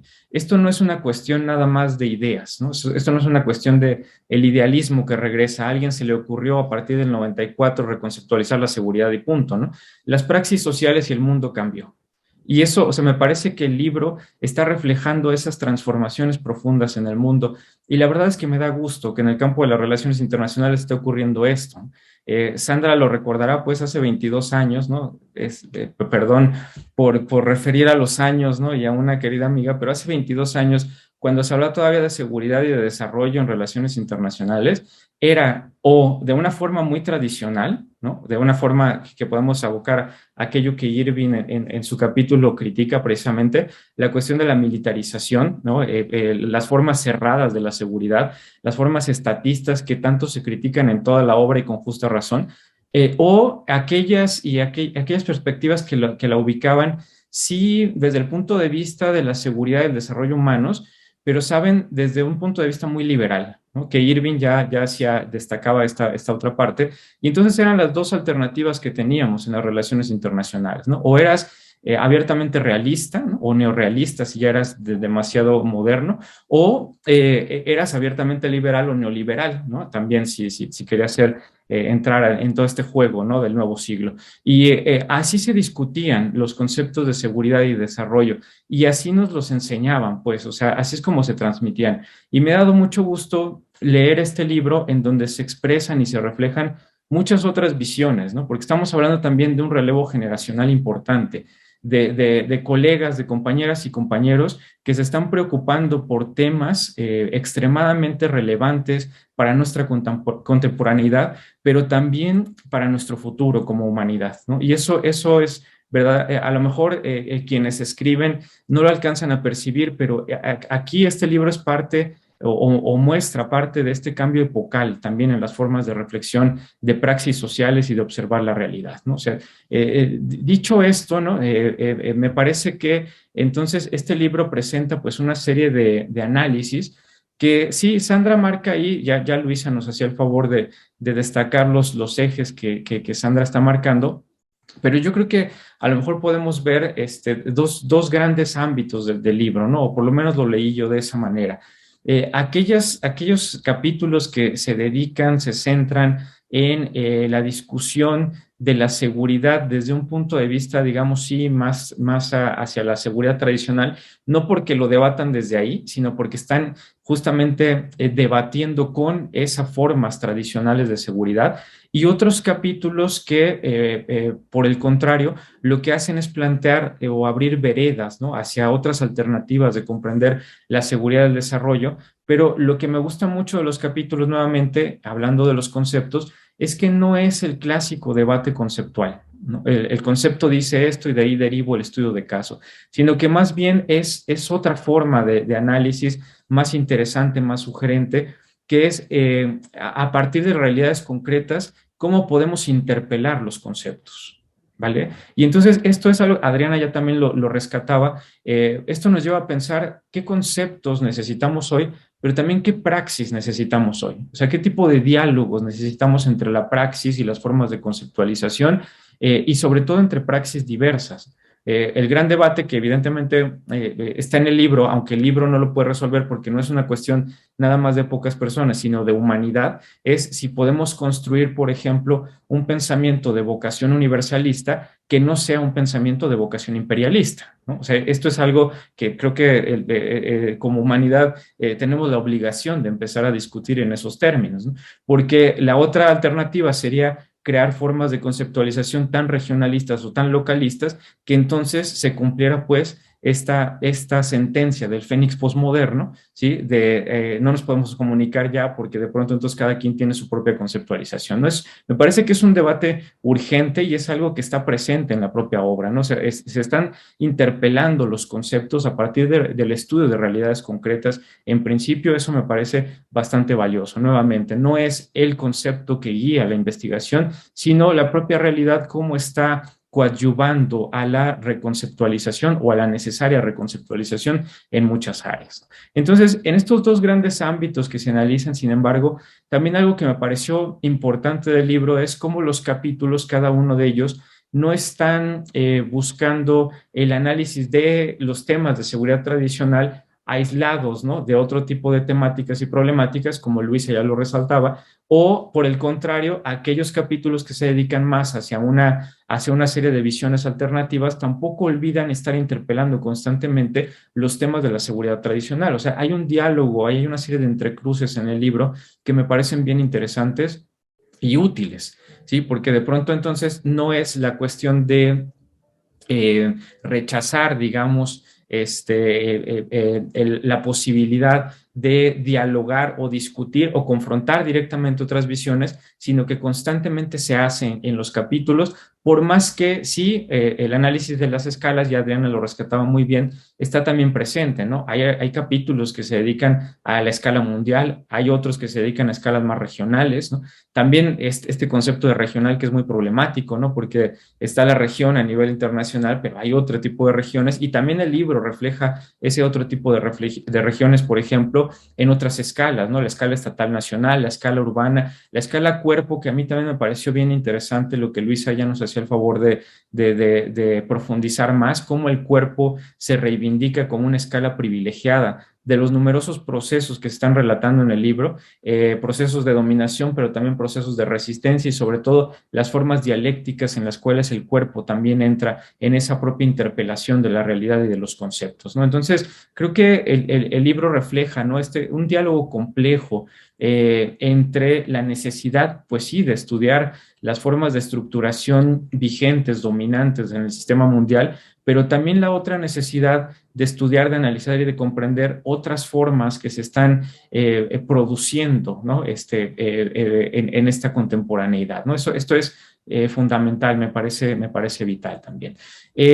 Así de esta manera, o sea, me parece que una de las virtudes de los capítulos de este libro es que no se olvidan de dialogar y de debatir entre uno y otro eje, ¿no? O sea, ni entre el análisis de la seguridad al estilo más de entre los estados, ¿no? Militarista, etcétera, ni en el análisis de las alternativas que se abren, pues, también como parte de las praxis sociales. Me referiré a algunos pocos capítulos tratando de no repetir lo que ya se ha dicho, ¿no? Porque por cuestiones de tiempo, pero también para que no digan vino a copiar lo que dijo Luisa, ¿no? O lo que dijo Adriana. Entonces, así lo leí, ¿no? Y lo voy a reflejar en este momento.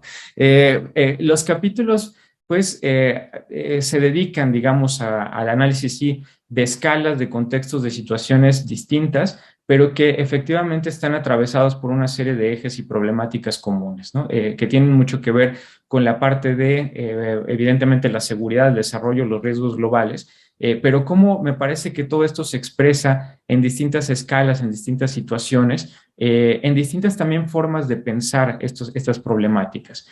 Por ejemplo, dos capítulos que van hacia un análisis, digamos, de una forma de seguridad más tradicional que sin embargo lo interpela nuevamente de una forma muy crítica, son precisamente el que ya nos exponía Irving, ¿no? El capítulo de Irving Rico, pero también el capítulo de Michel Valderas, ¿no? O sea, son dos capítulos que, digamos, abordan unas problemáticas, podemos decirlas, muy tradicionales en el estudio de la seguridad y la geopolítica en las relaciones internacionales, ¿no? O sea, por una parte, pues Irving nos está hablando del análisis de los procesos de militarización, ¿no? Que evidentemente el propio lenguaje pertenece a ese campo muy tradicional de la seguridad, y por otra parte, Michel lo que nos dice es, nos está hablando del ámbito de la seguridad rusa, ¿no? O sea, hasta ahí podríamos pensar es una cuestión muy tradicional, ¿no? Muy de la disciplina.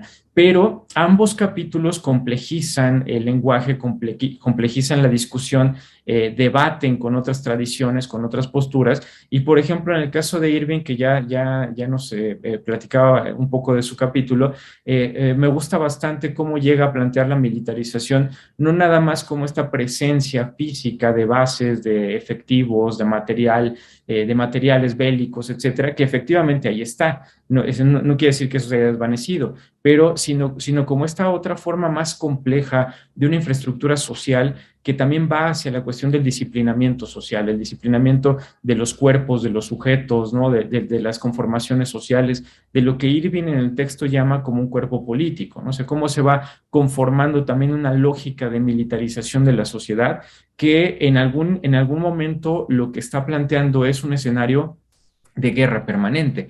Podríamos decir, pues, para citar a los clásicos, de una lucha de clases, ¿no? Una lucha de clases que va constantemente naturalizándose y que, por lo tanto, su función, ¿no? La función de esta militarización y estas formas de normalización de la lucha de clases y la guerra permanente es que no se perciban como tal. Es que haya una forma de automatización, digamos, de la reproducción social normalizada, que está totalmente sustentada en formas militares que muchas veces ya ni siquiera la sentimos como tal, ¿no? O sea, esa parte de la discusión del texto de Irving me parece muy sugerente. O en el caso del texto de Michel, que decíamos, puede ser concebido también como un tema muy tradicional y sobre todo, pues ahora con la invasión a Ucrania y muy en boga en los medios de comunicación y las interpretaciones muy simplistas que se dan también sobre por qué Rusia invade Ucrania, etcétera. Aquí Michel complejiza el análisis e introduce una serie de elementos que tienen que ver con formaciones culturales identitarias que también están presentes o que tienen que estar presentes, pues, en el análisis de la seguridad, de la geopolítica y del conflicto como tal, porque sin ellas, entonces, tenemos estas interpretaciones sesgadas al estilo de los grandes mass media, ¿no? Que lo que hacen es, pues, reproducir una serie de discursos sobre las formas tradicionales militaristas de la seguridad, ¿no? Y creo que Michel le da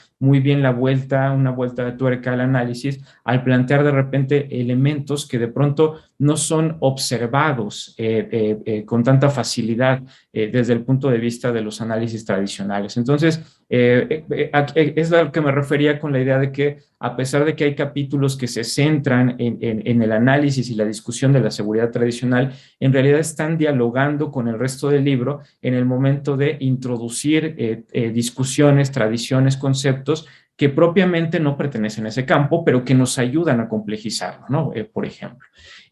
Por otra parte, pues tenemos otra serie de capítulos que se centran, ponen el énfasis en los riesgos y las amenazas sistémicas que se han configurado como parte de las formas normalizadas de la reproducción de la modernidad capitalista, mundializada, pues, ¿no? O sea, del sistema mundial como tal. Me ha parecido bastante importante encontrar este eje de la crítica hacia las amenazas y los riesgos que se engendran como parte de la propia modernidad capitalista. O sea, esto también es extremadamente relevante porque los análisis tradicionales sobre seguridad y desarrollo, sobre todo los de seguridad, siempre observan a las amenazas como si estos fueran extras sociales, ¿no? O como si estas vinieran desde fuera de la conformación social, de la formación social. Y la cuestión acá es que el libro complejiza este panorama al plantear precisamente lo que podríamos denominar como riesgos sistémicos. O sea, cómo la propia conformación del sistema capitalista en escala mundial está engendrando sus riesgos, ¿no? Y esos riesgos de pronto alteran los propios parámetros de la seguridad, incluso de la propia seguridad tradicional.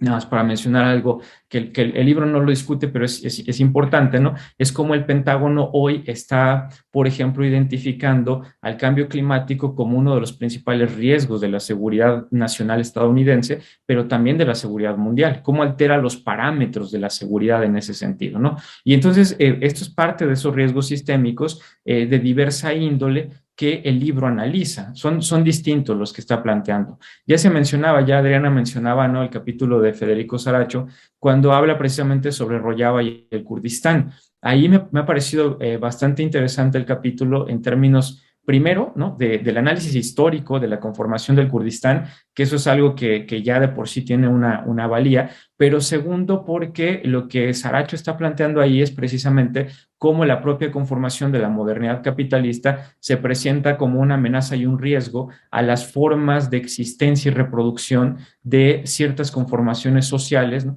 Que se ven amenazadas en su propia existencia, ¿no? Por esta normalidad capitalista, ¿no? Es el caso precisamente del Kurdistán, ¿no? Y su división en fronteras estatales y la amenaza histórica que ha existido en contra de su propia existencia y reproducción.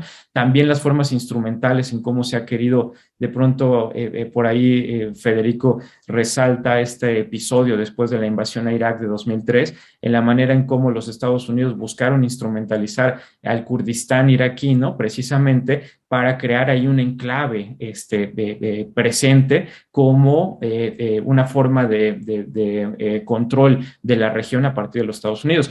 Yo recuerdo muy bien, ¿no? En aquellos años, la famosísima revista Foreign Affairs, que es, ¿no? del Council on Foreign Relations, tenía una serie de propagandas, de publicidad.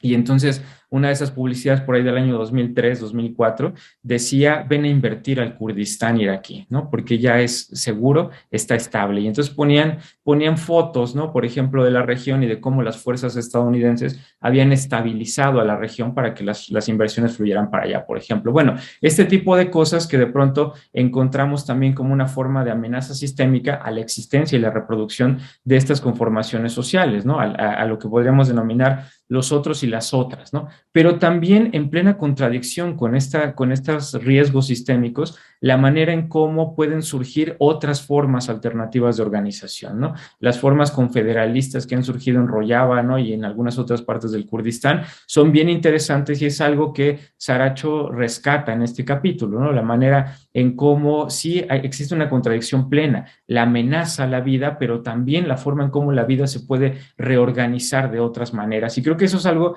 ya Luisa lo destacaba, que se va reflejando en muchos de los capítulos, ¿no? Es una complejidad, porque me gusta mucho cómo el libro no cae ni en la romantización de una ni de otra cosa, ¿no? Es decir, no se romantizan los procesos de dominación diciendo que son absolutos, pero tampoco se romantiza la resistencia diciendo que esta surge como de la nada, sino que es más bien cómo se van interpelando estos procesos y cómo van surgiendo entonces nuevas dinámicas. Eso se refleja en muchos de los capítulos y eso me parece que es algo muy valioso del libro, ¿no?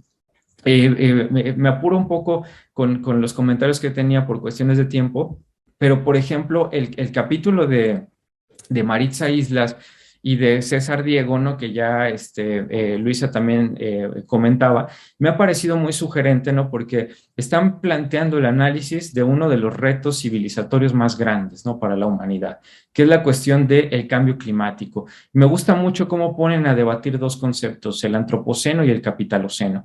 Y al final del día, o sea, me gusta también la solución que dan al decir, bueno, pues no es que uno gane sobre otro, ¿no? Y uno valga sobre otro, sino cómo ponemos a operar esos conceptos para poder comprender una realidad que se ha modificado tanto que hoy estamos hablando de el cuestionamiento fuerte de las posibilidades de reproducción y de existencia de la propia humanidad sobre la Tierra, ¿no? Entonces, me parece que este capítulo es necesario, es urgente, que el tipo de análisis que llevan a cabo, ¿no? Hace un cuestionamiento bastante fuerte sobre las modificaciones climáticas planetarias de origen antropogénico y cómo están imponiendo frente a las lógicas de reproducción normalizadas en la escala mundial. Algo que me gusta mucho del capítulo es que a diferencia de otros análisis ambientales, por ejemplo, ponen mucha atención en las desigualdades y las jerarquías, ¿no? Que en los desarrollos desiguales, pues, como tales. Y ponen mucha atención también en los impactos diferenciados que se tienen en una y en otro sentido, digamos, entre quienes producen la mayor cantidad de impactos negativos, pero también en las formas diferenciadas en cómo se resienten esos impactos por clase, por raza y por género, por ejemplo, ¿no? Entonces, eso es algo que me parece bastante valioso, ¿no? Y la manera en cómo, por lo tanto, este capítulo nos está llevando a pensar cómo a su vez repensamos la seguridad en términos del cambio climático, por ejemplo. O sea, una seguridad más allá de lo que piensa el Pentágono sobre si las bases militares se le van a inundar o no, cómo nos pensamos en términos de seguridad humana y de desarrollo humano, por ejemplo, cuando la propia reproducción civilizatoria está fuertemente cuestionada, ¿no? por este proceso de cambio climático antropogénico, ¿no? Entonces, es algo nuevamente que no es que esté ya desarrollado en el libro, pero que creo que nos invita como humanidad también a pensar qué tipo de seguridad estaríamos concibiendo y qué tipos de praxis sociales estaríamos concibiendo a partir de ello en el contexto generalizado de lo que Bolívar Echeverría en algún momento llamó una crisis radical, ¿no? Decía Echeverría, se compone de tantos elementos que en realidad es la más radical de las crisis que hemos enfrentado. Y como Adriana huyó a su labor de hablar de su propio capítulo, a mí sí me gustaría, ¿no?, centrarme en lo que Adriana escribió, porque me ha parecido bastante interesante, ¿no? Adriana siempre escribe cosas muy interesantes y este capítulo que ella ahora integra en este texto es bien valioso. Primero porque hace una crítica frontal al concepto de desarrollo y a la concepción del desarrollo que viene de las formaciones moderno-capitalistas, coloniales y patriarcales, como ella misma las enuncia, de esta sociabilidad civilizatoria capitalista a nivel mundial, ¿no? O sea, Adriana lo que hace es discutir, poner en la mesa de debate la manera en cómo el desarrollo entendido y producido desde estas formaciones sociales al mismo tiempo producen, y esto me gusta mucho, o sea, se centra en la dimensión productiva del desarrollo. No es nada más el desarrollo como idea, como ideal, como meta, es el desarrollo como productor de unas formas de dominación y de jerarquización a nivel mundial que se expresan concretamente en el caso que ella estudia, que es África.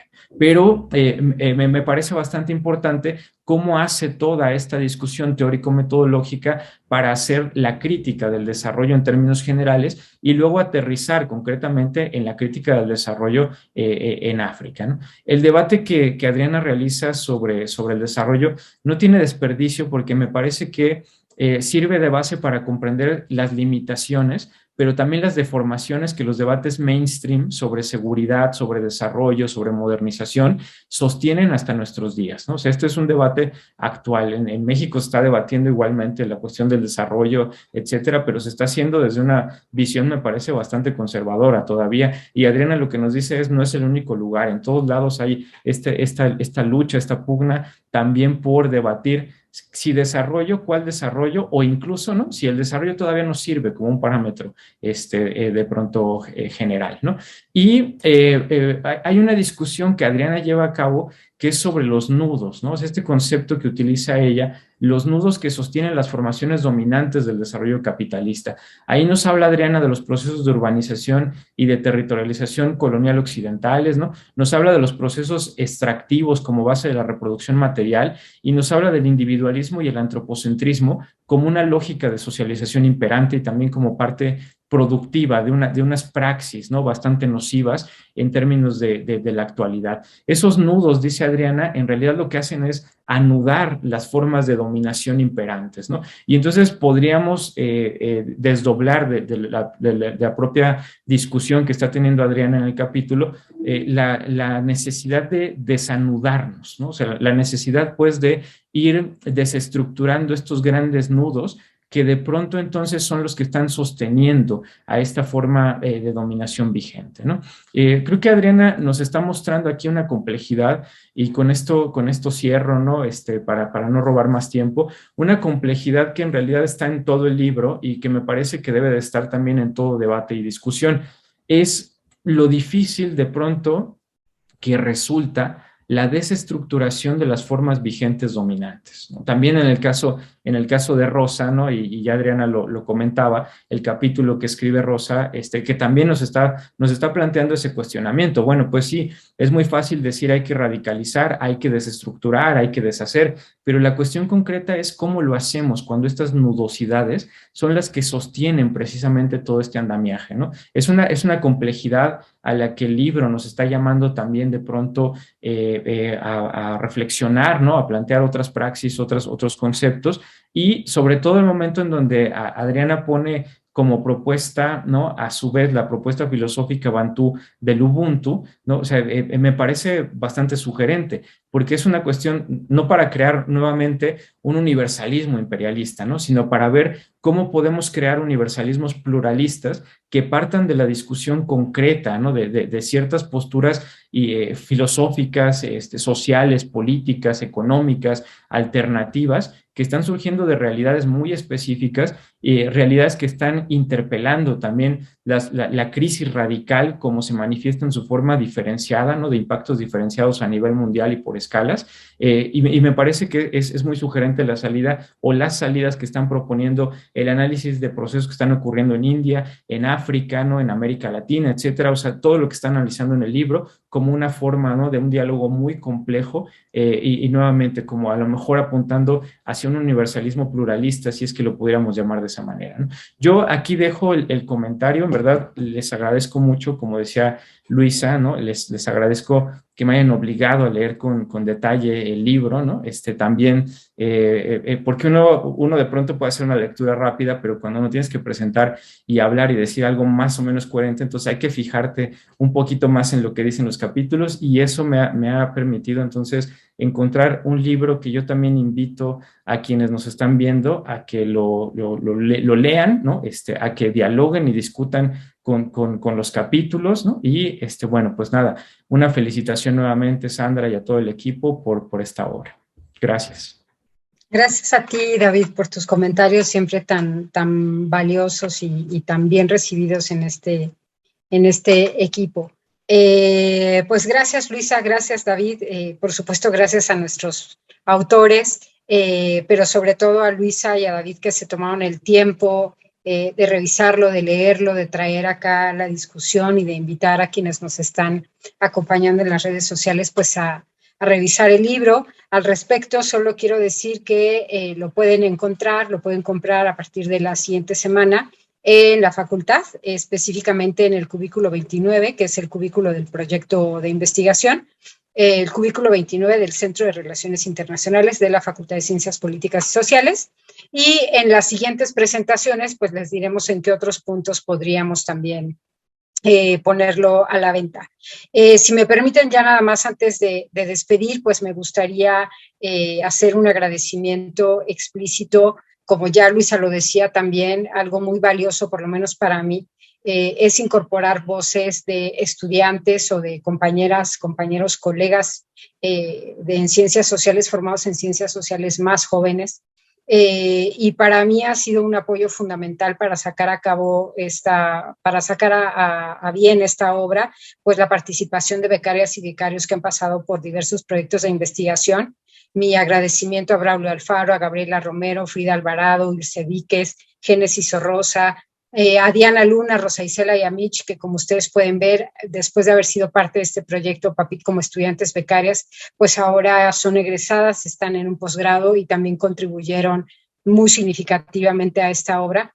Pero de manera muy, muy especial quiero hacer un agradecimiento y reconocimiento a Andrea Sánchez y a Ishel Mondragón, que como lo dice en la introducción del libro, pues ellas me apoyaron muchísimo en este proceso de coordinación, en la revisión de textos, en la edición, en un montón de cosas que, como ustedes saben, no son fáciles, y gracias a Andrea y a Ishel, pues este libro también pudo llevar a buen término.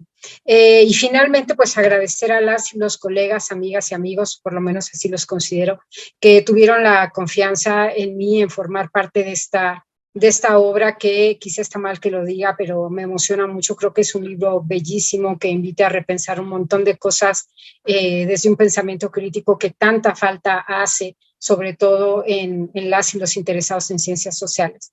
Gracias a Irving Rico, a Lucas da Costa, a Mitch Valderas, a Federico Saracho, a Maribel Alvarado, a Fer Uribe, a Dulce Chávez, Rosa Isela González, a Maritza Islas, a Diego Chimal, a Adriana Franco, a Alonso Cruz, Diana Luna, por la confianza, por escribir de una forma tan clara, tan bella, por hacer de este libro pues una obra invaluable, por lo menos para mí en muchos sentidos.